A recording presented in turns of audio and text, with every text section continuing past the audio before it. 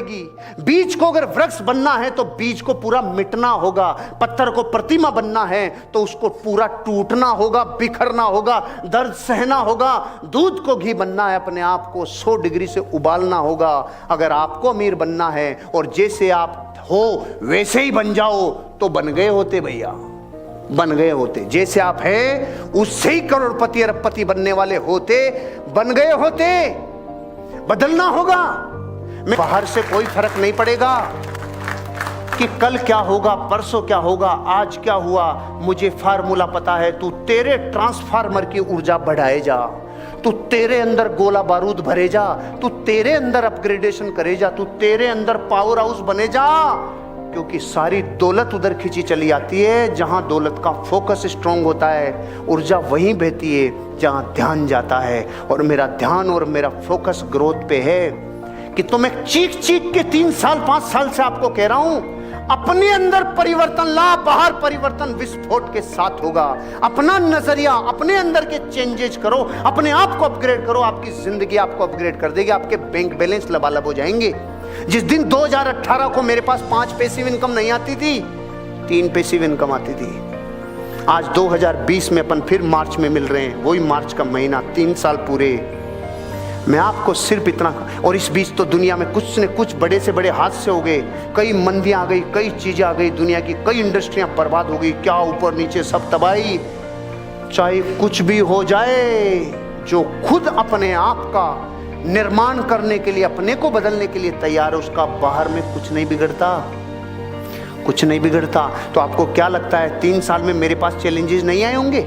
क्या 3 साल में मेरे पास तकलीफें नहीं आई होगी? क्या मुझे तकलीफों से नहीं गुजरा? सबसे गुजरा और आपसे ज्यादा गुजरा। लेकिन मुझे पता था अंदर का ट्रांसफार्मर मैं आग लगा के रख दूं, बाहर तेरा जीवन बदलेगा। इसलिए खुद को बदलना होगा। सारे संसार की तकलीफें आपको कभी परेशान नहीं कर सकती, खुद की करेगी। एक कहानी में कई बार कहता हूँ और आज नए लोग हैं तो फिर कहता हूँ, आपको ये देखना चाहिए कि कहाँ प्रॉब्लम है। एक आदमी की अजीब बीमारी हो गई, वो शरीर के जिस भी हिस्से पे अंगुली लगाए उधर ही दर्द।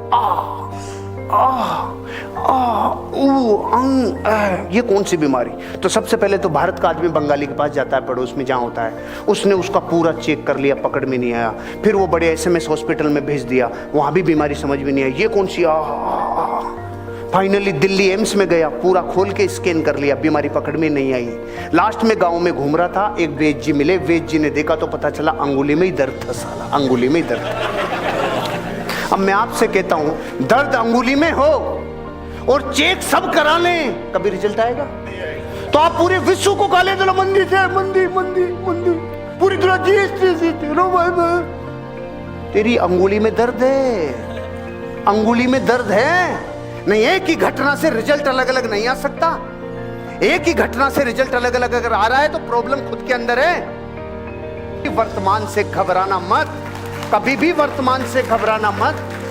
जिंदगी में जो मिल रहा है वो इस बात पे डिपेंड करता है पृष्ठभूमि कैसी है। जैसी पृष्ठभूमि होगी वैसा ही वैसा दिखेगा।